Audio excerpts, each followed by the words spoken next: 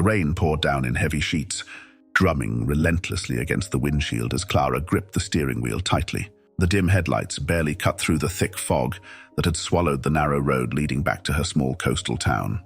In the back seat, her 3 children, Emma, Jack, and Sophia, were fast asleep, their soft breaths barely audible over the storm's fury. Clara whispered to herself, "Almost home," as her eyes flicked between the road and her children in the rearview mirror. Suddenly, a sharp flash of lightning illuminated a figure stumbling along the roadside. Startled, she slammed on the brakes, the car skidding slightly on the wet pavement. Her heart raced as the wipers struggled to clear her view. The figure collapsed. Clara hesitated, glancing at her sleeping kids. "Stay here," she whispered to herself, grabbing an umbrella and stepping out into the storm. The freezing rain soaked her within seconds as she approached the figure, a man, unconscious, his face pale and bruised. His expensive-looking coat was drenched and torn, as though he'd been running from something or someone. She crouched beside him. "Sir, can you hear me?" she called out, her voice barely audible over the roaring wind. He didn't respond, but Clara felt a faint pulse beneath her trembling fingers. She glanced around nervously, the isolation of the stormy night pressing down on her. She knew the risks of helping a stranger, but leaving him here wasn't an option. With effort, Clara helped him to her car, laying him across the back seat beside her children. Emma stirred awake, her big eyes filled with suspicion. "Mom?" "Who's that?" she whispered, her voice cutting through the tense air. Clara didn't answer. Her instinct screamed for caution, but her compassion had already made the decision for her. As they pulled into the driveway of her modest home, Clara couldn't shake the unease creeping up her spine. Something about the man felt wrong. His expensive suit, the deep gash on his temple, the cryptic papers clutched tightly in his hand. Everything about him screamed danger. But danger was something Clara thought she had left behind long ago. When her marriage to Ethan ended, she dragged the man inside, settling him on the couch and tossing a blanket over his soaked frame. As she inspected the papers in his hand, a single phrase caught her eye. Prescott Holdings Acquisition. Her blood ran cold. That name was tied to her past, to Ethan. Clara shoved the papers aside, unwilling to dig up the memories she had worked so hard to bury. But as she turned to check on her children, the man suddenly stirred. His eyes shot open, locking onto hers with an intensity that sent chills down her spine. "Don't trust anyone," he rasped, his voice barely above a whisper.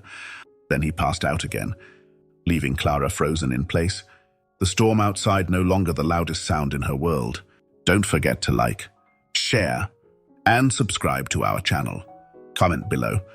What would you do if a mysterious stranger showed up at your door? And where are you watching this story from? Let us know. The storm had subsided by the time Clara woke up the next morning. Golden rays of sunlight spilled through the curtains, a sharp contrast to the chaos of the previous night.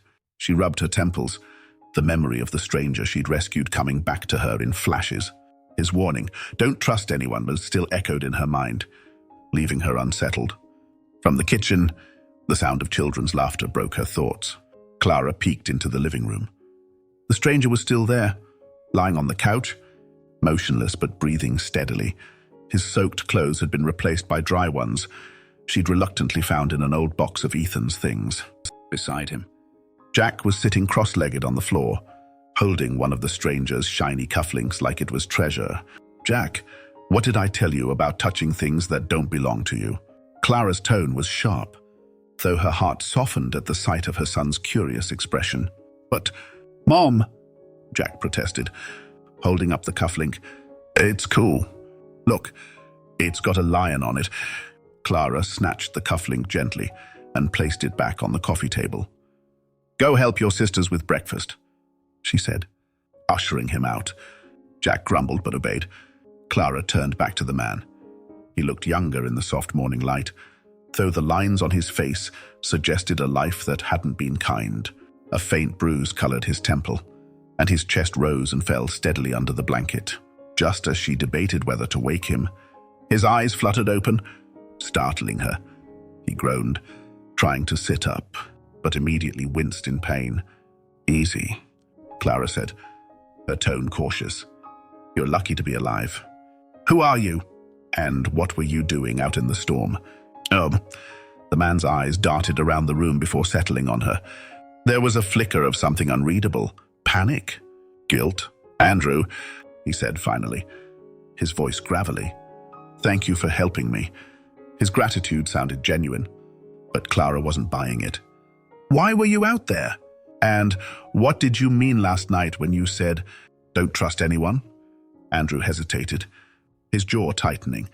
"It's complicated. I didn't mean to involve you or your family. I just needed to get away." "Get away from what?" Clara pressed, her tone firm. Andrew looked away, avoiding her gaze. "It's safer if you don't know." Clara crossed her arms. "Listen, Andrew, or whatever your real name is, I don't know what kind of trouble you're in, but I have 3 kids to protect. If you're a threat to them, you're leaving now." Andrew's expression softened at her words. "I understand," he said, his voice quieter. "I don't want to put you in danger, but the truth is, I don't have anywhere else to go. At least, not yet." Clara opened her mouth to reply when a sudden knock at the door interrupted her. Her heart skipped a beat. It was too early for visitors, and no one came to her house unannounced. She glanced at Andrew, who immediately tensed, his eyes narrowing toward the door. "Stay here," Clara whispered, grabbing a kitchen knife just in case. She peered through the peephole, her heart racing.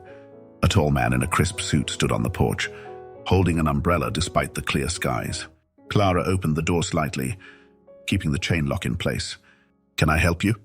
The man smiled politely, though it didn't reach his eyes. "Good morning, ma'am.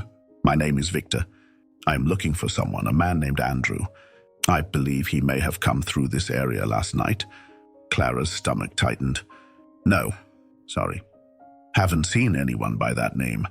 Victor tilted his head slightly, studying her. "Are you sure? He's a friend of mine. I'm just worried about his safety." Clara forced a tight smile. "Like I said, haven't seen anyone. Now, if you'll excuse me." Before she could close the door, Victor's hand shot out, gripping the edge. His polite demeanor vanished, replaced by something colder. "If you see him, ma'am, you should call me. He's not who he seems." Victor slipped a card through the crack in the door. Clara slammed it shut, bolting the lock and stepping back. She turned the card over. It was blank except for a phone number. "What was that about?" Andrew's voice came from behind her. He had managed to get up, leaning against the wall for support. Clara glared at him. "You tell me. Who is Victor? And why is he looking for you?" Andrew's jaw clenched.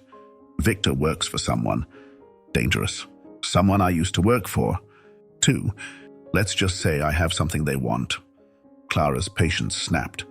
"Enough with the vague answers. Either you tell me what's going on, or I'm calling the police." Andrew hesitated before finally speaking. "Fine. I used to work for a man named Ethan Prescott." Clara froze, the name hitting her like a physical blow. Ethan Prescott, her ex-husband. The man who had walked out on her and their children. The man who had turned her life upside down. Andrew caught her reaction and frowned. "You know him?" Clara's voice was icy. "He's my ex-husband." Andrew's eyes widened, and for the first time, he looked genuinely unsettled. "Then you're already in more danger than I thought." "What are you talking about?" Clara demanded, her hands shaking. Andrew took a deep breath. "Ethan isn't just a businessman. He's been laundering money through his company and using it to buy up land that doesn't belong to him. When I found out, I tried to expose him. That's why Victor is after me. And if Ethan knows I'm here, he won't stop until he gets what he wants." Clara felt the room spin as Andrew's words sank in. Ethan wasn't just the selfish, manipulative man she had married. He was far worse. And now, by helping Andrew, she had unwittingly dragged herself and her children into the middle of it. Andrew's voice broke through her thoughts. "I didn't mean to involve you, Clara. But if Ethan finds out you're connected to me, He won't hesitate to use you against me. Clara swallowed hard, her protective instincts kicking in. Whatever trouble Andrew had brought to her doorstep, one thing was clear: Ethan Prescott was coming. And this time, she wasn't going to let him destroy her family. The day after Victor's ominous visit, Clara couldn't shake the uneasy feeling that she and her children were being watched. The quiet streets of her coastal town, usually a haven, now seemed fraught with shadows.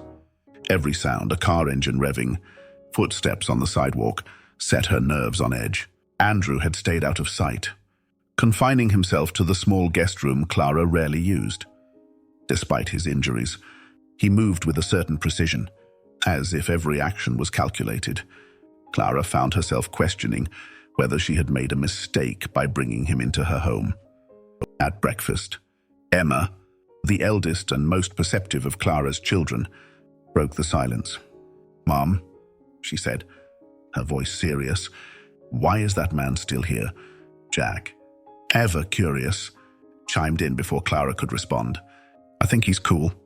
He told me he used to work in a big city. Is he like a spy or something?" Sophia, the quietest of the three, simply stared at her mother with wide eyes, as though sensing the tension Clara was trying to hide. Clara set her coffee mug down and sighed. "He's just someone who needed help. Sweetheart, he'll be gone soon." Emma frowned, unconvinced. "He's hiding something. I can feel it." Clara forced a smile, brushing Emma's dark curls out of her face. "It's not your job to worry about grown-up things. Okay, let me handle this." But as Emma returned to her breakfast, Clara couldn't ignore the nagging feeling that her daughter's instincts might be right. Later that day, Clara received an unexpected phone call. She almost didn't answer, her stomach tightening when she saw the unfamiliar number. Against her better judgment, she picked up. "Hello, Clara," the voice on the other end said smoothly. It was a voice she hadn't heard in years, but it still sent chills down her spine. "Ethan," she said, her throat tightening. "It's been a long time," Ethan said, his tone calm but laced with something darker. "I've heard you've been entertaining unexpected guests." Clara's grip on the phone tightened. "What are you talking about? Don't play dumb." "Clara," Ethan snapped, his veneer of politeness slipping. "You've always had a soft spot for strays. But this one, he's not just a stray. He's my problem. And now, thanks to you, he's your problem too." Clara's chest tightened as her ex-husband's words confirmed her worst fears. "Stay away from me and my children." "Ethan." Ethan's laugh was cold and cruel. "You always did have a flair for dramatics, but I'm not here to hurt you. Not yet. Anyway, I just want what's mine. Send him out. And this all goes away." Before Clara could respond, the line went dead. She slammed the phone onto the counter, her hands shaking. Andrew appeared in the doorway, his face pale. "Ethan?" he asked quietly. Clara nodded, her eyes blazing with fury. "What aren't you telling me? Andrew? What exactly does he want?" Andrew hesitated before finally speaking. "It's not just about the money laundering. Ethan's been buying up land in this town for years. He's manipulating records, driving families out, and using the properties to cover up his illegal activities. The Quirk, your café, and this house, they're sitting on the last piece of land he needs." Clara's heart sank. "Why didn't you tell me this before?" "I didn't know this was your property," Andrew admitted. "I just knew it was important to Ethan's plan." "Clara, I swear, I didn't mean to drag you into this." Clara's mind raced. Ethan had already taken so much from her. There was no way she was going to let him take her home, her livelihood, and the sanctuary she had built for her children. That evening, Clara did something she never thought she'd do. She asked for help. She called the town's attorney, a sharp and no-nonsense woman named Rachel, who had a reputation for going up against powerful people. Rachel listened intently as Clara explained the situation, her pen scratching across a notepad. "If Ethan's falsifying records, we need proof," Rachel said. "Something concrete that ties him to these crimes." Clara glanced at Andrew, who was seated stiffly across from her. "He has the proof," Clara said. But it's risky. Rachel looked at Andrew with piercing eyes. You're the key to this, aren't you? If you're willing to testify, we might stand a chance. Andrew's jaw tightened. I'll do it. But Ethan has powerful connections. He won't go down without a fight. Neither will we, Clara said firmly. For the first time in years, she felt a surge of determination. Ethan might have cast a long shadow over her life, but she wasn't the same woman he had abandoned. The next morning, Clara woke to find her café vandalized. Windows were shattered, furniture overturned, and the words "Get out" spray-painted across the walls.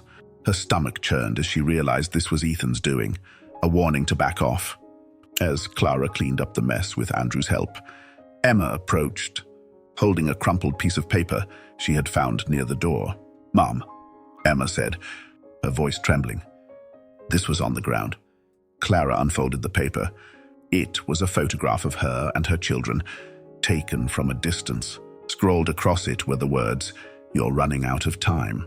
Clara's hands shook as she clutched the photo. Ethan wasn't just threatening her livelihood, he was threatening her family.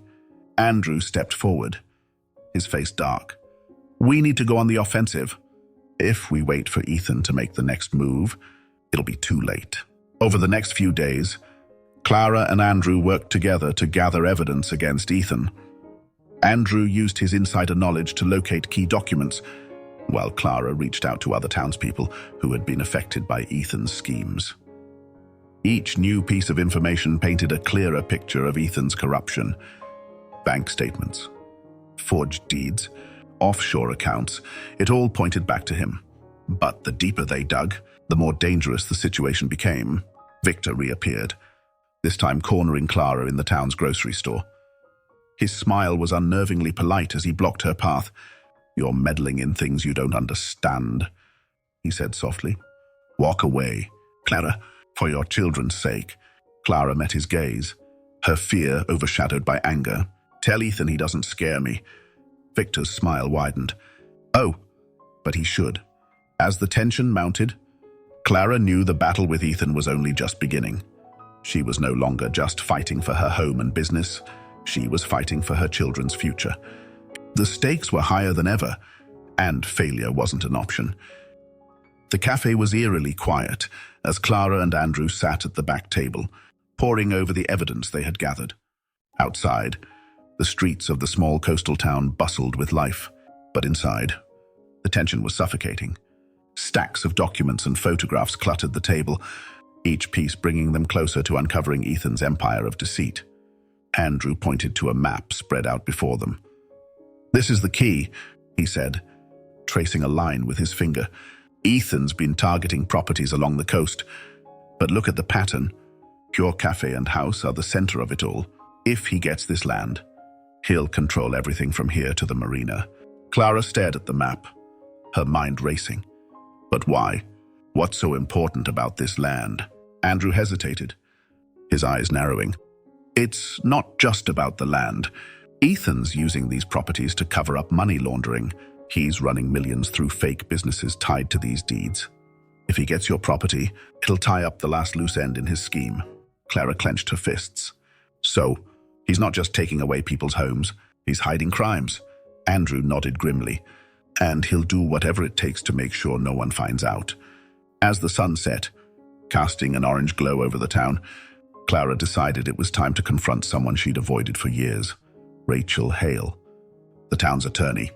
Rachel had always been a thorn in Clara's side, a sharp-tongued woman who seemed to take pleasure in challenging everyone. But if anyone could help her take down Ethan, it was Rachel. Rachel sat back in her office chair, listening intently as Clara and Andrew laid out their case. When they finished, she leaned forward, her sharp eyes fixed on Clara. "This is big," Rachel said finally, "but without something undeniable, something Ethan can't spin or manipulate, this won't stick. We need a smoking gun." Andrew pulled out a USB drive from his pocket and slid it across the desk. "This has everything: financial records, transaction histories, offshore accounts. It's enough to bury him." Rachel picked up the drive, inspecting it like it was a rare gem. "Where did you get this?" "I used to work for Ethan," Andrew admitted, before I knew what he was really doing. Rachel's eyes narrowed. And what made you decide to turn on him? Andrew hesitated, his jaw tightening. Let's just say he betrayed someone I cared about. Clara glanced at Andrew. Her curiosity piqued, but now wasn't the time for questions. She turned to Rachel. Can you help us? Rachel nodded slowly. I can, but Ethan's not going to take this lying down. You need to be ready for a fight. The fight came sooner than expected. The next morning, Clara woke to find a letter shoved under her door. The words were printed in bold black letters. This is your last chance. Leave, or face the consequences. Clara crumpled the note, her heart pounding. She turned to Andrew, who was already checking the locks on the doors and windows. It's a scare tactic, Andrew said, though his tense posture betrayed his concern. He wants you to back down. Clara shook her head. I'm not backing down. Not this time. But Ethan's threats didn't stop at letters. That afternoon, as Clara picked up her children from school, she noticed a sleek black car parked across the street. The driver, a man with a sharp suit and cold eyes, watched them intently. Clara ushered her children into the car, her hands trembling. Emma, always the observant one, looked up at her. Mum, are we in trouble? Clara forced a smile, though her voice was shaky. No, sweetheart. Everything's fine. But everything was far from fine. Over the next few days, Ethan began to tighten his grip on the town. Rumors spread like wildfire. Whispers that Clara was conspiring against her neighbors, that she was planning to sell her land to an outsider. Some even accused her of stirring up trouble for personal gain. The final blow came when Clara arrived at her café one morning to find a group of townspeople waiting for her. Their faces were grim, their voices accusing. Why don't you just leave? Clara, one man shouted. You're bringing nothing but trouble. Yeah, another woman added. We don't need your drama in this town. Clara tried to defend herself, but the mob's anger was deafening. She could feel her control slipping away. It wasn't until Andrew stepped forward that the crowd began to quiet. His voice was calm but firm. You're all being manipulated. Ethan Prescott is the real threat to this town. Clara's trying to protect you. The crowd hesitated, their anger wavering. But it was clear that Ethan's influence had already planted seeds of doubt. That night, Clara and Andrew sat in the dimly lit café, the weight of the day's events pressing down on them. Clara buried her face in her hands. How do we fight someone like Ethan? He's already turned the town against me. Andrew leaned forward, his expression intense. There's one more piece of evidence we haven't used yet. Clara looked up. What is it? Andrew hesitated, then pulled a small photograph from his jacket pocket. It was an old picture of Ethan standing beside a man Clara didn't recognize. This is Victor, Andrew said. He's not just one of Ethan's lackeys. He's the one who handles the dirty work, the bribes, the threats, even the disappearances. Clara's stomach turned. Disappearances? Andrew nodded grimly. People who got too close to the truth. They didn't just lose their homes, they vanished. Clara's mind raced as the implications sank in. If Ethan and Victor were willing to go that far, then her family was in even greater danger than she had realized. Despite the danger, Clara refused to back down. With Rachel's help, she began to organize a town meeting, determined to expose Ethan's corruption once and for all. They gathered every piece of evidence they had, from the forged deeds to the offshore accounts. But as the day of the meeting approached, Clara couldn't shake the feeling that Ethan was planning something. The black car still lingered outside her home, and Victor's shadow loomed over every step she took. The night before the meeting, Clara sat on the edge of her bed, watching her children sleep. Emma's arm was draped protectively over Jack, while Sophia clutched her favorite stuffed animal. Clara's heart ached as she thought about the risks she was taking, but she knew she couldn't give up. Andrew appeared in the doorway, his face serious. Everything's ready for tomorrow, he said, but we need to be prepared. Ethan won't go down without a fight. Clara nodded, determination hardening her resolve. Let him try. I'm not afraid of him anymore. As she turned off the lights and climbed into bed, Clara whispered a silent prayer. Tomorrow would decide everything. The morning of the town meeting dawned with a heavy tension in the air. The usually lively streets of Clara's coastal town felt subdued, as if the town itself sensed the storm brewing. Clara stood in her small café, staring at her reflection in the polished glass of the display case. Her resolve was firm, but fear lingered just beneath the surface. Behind her, Andrew was going over the last of their evidence. Rachel had agreed to present the case to the townspeople, but Clara knew the success of the meeting hinged on one thing: convincing the people to stand with her against Ethan. The town hall was packed, every seat taken, and the back walls lined with murmuring residents. Clara's 3 children sat with Chloe, her longtime friend and occasional babysitter, their eyes wide with curiosity and worry. Clara stood at the front with Rachel and Andrew, the stack of documents in her hands feeling heavier than it should. Rachel stepped forward to address the crowd. "Thank you all for coming. Today, we need to discuss an issue that affects every single one of you. Ethan Prescott's attempt to seize control of our town." The murmurs grew louder, some in disbelief, others in anger.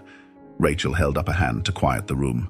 "We have gathered evidence that proves Ethan has been manipulating property records, driving families out of their homes, and using these properties for illegal activities. But don't just take my word for it, let me show you." The projector screen lit up with a series of slides, forged deeds, financial records, and offshore accounts tied directly to Prescott Holdings. Gasps rippled through the crowd as the pieces of Ethan's scheme came into focus. Just as Rachel was finishing her presentation, the heavy doors of the town hall creaked open. Ethan strode in, his polished shoes echoing against the floor. He was flanked by 2 men in suits, one of whom was Victor. The room fell silent as Ethan's cold smile spread across his face. "Clara," he said smoothly, his voice cutting through the tension like a knife. "I didn't realize you were so passionate about civic engagement." Clara stepped forward, her heart pounding but her voice steady. "This isn't about me, Ethan. It's about the people you've hurt, the homes you've stolen." Ethan chuckled, shaking his head. "Hurt? Stolen? Let's not get dramatic. I've done nothing but invest in this town, create opportunities. Isn't that right, Victor?" Victor nodded, his expression unreadable. "That's right, Mr. Prescott." Rachel cut in, her voice sharp. "Spare us the theatrics, Ethan. The evidence speaks for itself.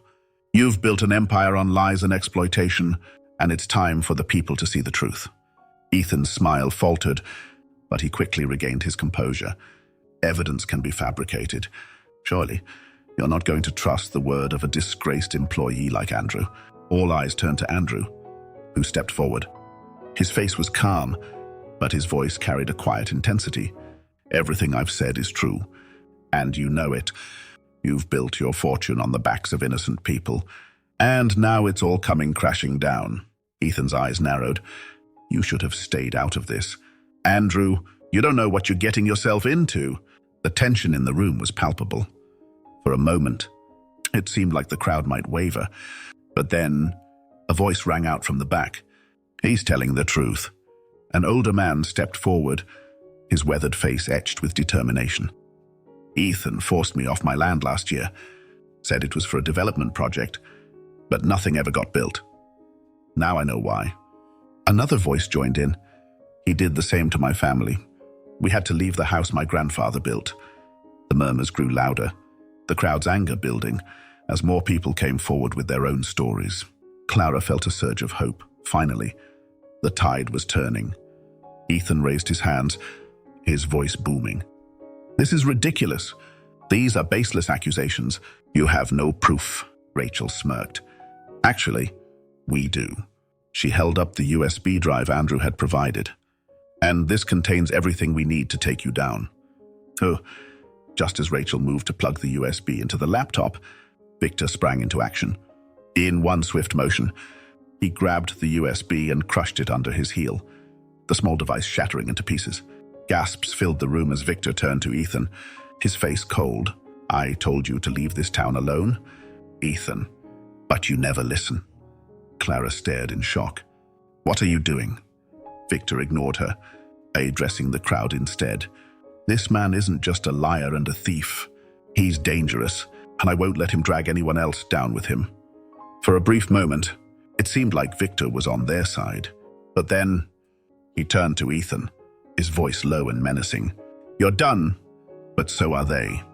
Clara realized too late what was happening. Victor wasn't there to help them. He was there to protect his own interests. Andrew lunged for Victor, but the other suited man stepped in, blocking him. Chaos erupted in the hall as people shouted and scrambled for the exits. Clara grabbed her children, shielding them as Victor and his men moved toward the exit. "Stop them!" Rachel shouted, but it was no use. Victor and Ethan slipped out, leaving behind a trail of destruction. As the dust settled, Clara turned to Andrew, her voice shaking. "What do we do now?" Andrew looked at her, his expression grim. "We don't give up. There's still a way to bring him down." Back at the cafe, Andrew revealed his contingency plan. "I made a copy of the evidence," he said, pulling out a second USB drive. "Victor might have destroyed one, but he didn't get them all." Clara felt a flicker of hope. "Then we still have a chance." But Andrew's face was serious. "We have to act fast. If Ethan realizes we have this, he'll come after us." Clara nodded. "Then we take this to the authorities." Tonight, as they prepared to leave, headlights flashed outside the cafe.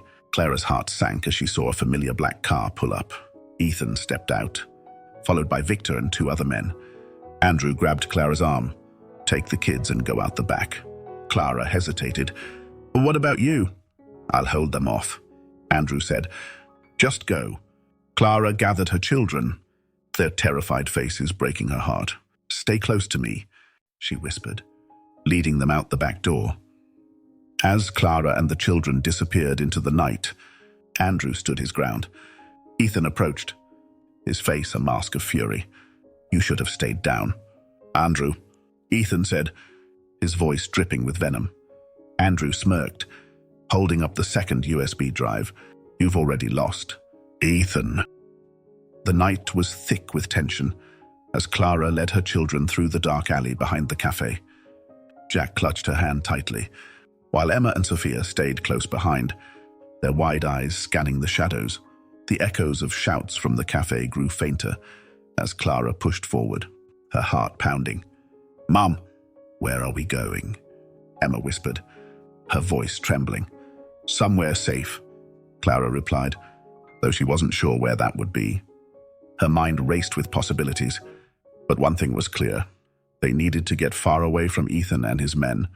Inside the cafe, Andrew faced Ethan and Victor with calm defiance. He held the second USB drive firmly in his hand, raising it for them to see. "You can try to silence me," Andrew said, his voice steady, "but this is going straight to the authorities. Your time is up." Ethan sneered, stepping closer. "You've always been naive." "Andrew, do you really think a few files will stop me? You're nothing without me." Andrew smirked. "Maybe, but you're nothing without this town. And Clara, she's the one person you can't control." Ethan's face darkened, and he gestured for Victor to move forward. But before Victor could act, Andrew hurled the USB drive across the room, shattering a window as it flew into the alley outside. "Go ahead," Andrew taunted. "Try finding it in the dark." Clara and the children stumbled into the main road just as the USB drive skidded to a stop at her feet. She picked it up, her breath catching as she realized what it was. "Mom, what's that?" Jack asked, peering up at her. "Something that might save us," Clara said, stuffing the drive into her pocket. She looked around, her mind racing. They needed help, and fast. Suddenly, the sound of tires screeching broke through the quiet night. A black car turned the corner, its headlights illuminating Clara and the children. Ethan had found them. "Run!" Clara shouted, grabbing her children's hands and sprinting toward the marina. She could hear the car's engine roaring behind them, growing louder with every second. The marina was eerily quiet, the boats swaying gently in the water under the pale glow of the moon. Clara led the children onto a small dock, her eyes scanning for a hiding place. Spotting an empty rowboat, she ushered the children inside and began untying the ropes. "Mom, "What are we doing?" Emma asked, her voice trembling. "We're getting out of here," Clara said, her fingers fumbling with the knot. Just as she freed the boat, the black car screeched to a halt nearby. Ethan and Victor stepped out, their silhouettes menacing against the dim streetlights. "There's nowhere to go." "Clara," Ethan called out, his voice cold. "Just hand over the drive, and this ends." Clara pushed the boat into the water, her children clutching the sides as it rocked. She climbed in, grabbing the oars and rowing as hard as she could. The boat drifted into the harbor, putting distance between them and the dock. Ethan cursed, turning to Victor. "Get the boat ready. We're going after them." As Clara rowed further out, she felt her arms ache with exhaustion. The children huddled together, their eyes wide with fear. Behind them, another boat's engine roared to life, its light cutting through the darkness as it sped toward them. "They're coming!" Sophia cried, clinging to her mother. Clara glanced over her shoulder, her heart sinking. She needed to buy time. Reaching into her pocket, she pulled out the USB drive. "Stay down," she whispered to the children, then stood and faced the approaching boat. As Ethan's boat drew closer, Clara held the drive high. "This is what you want, isn't it?" She shouted. "Come and get it." Ethan laughed, his voice carrying over the water. "You've always been dramatic, Clara. Hand it over, and I might let you go." Instead, Clara hurled the drive into the water, watching as it disappeared into the dark waves. "You'll have to dive for it," she yelled. Ethan's face twisted with fury. "You think this is over?" he shouted. "You've just made things worse for yourself." But before Ethan could act, Andrew's voice rang out. "No, Ethan, it's over for you." Andrew had commandeered a small fishing boat and was speeding toward them. With one swift motion, he rammed Ethan's boat, knocking both Ethan and Victor off balance. Clara seized the opportunity, rowing furiously toward the shore. The next morning, Clara sat in the police station, her children safe and asleep in a nearby room. Andrew had managed to retrieve a backup copy of the evidence, which now sat in the hands of the authorities. Ethan and Victor had been arrested, their empire crumbling as the evidence of their crimes came to light. The town, once under Ethan's control, now rallied around Clara, their trust in her restored. Rachel approached, a small smile on her face. "You did it, Clara. You stood up to him and won." Clara nodded, exhaustion etched into her features. "I didn't do it alone." Andrew entered the room, his face bruised but triumphant. "You're free now, Clara," he said. "Ethan can't hurt you anymore." Weeks later, life in the small coastal town began to return to normal. The cafe reopened, bustling with customers who now saw Clara as a hero. The children laughed and played, their fears replaced with the joy of a peaceful life. Andrew prepared to leave town, his mission complete. As he said goodbye to Clara, he handed her a small envelope. "What's this?" she asked. "Just a thank you," Andrew said with a smile, "and a promise that if you ever need help, I'll be there." Clara watched as Andrew walked away, a sense of gratitude filling her heart. For the first time in years, she felt truly free. What did you think of Clara's journey? Would you have taken the same risks to protect your family? Let us know in the comments. But don't forget to like, share, and subscribe to our channel for more gripping stories. Hit the notification bell so you never miss an update. And tell us, where are you watching from? We'd love to hear from you.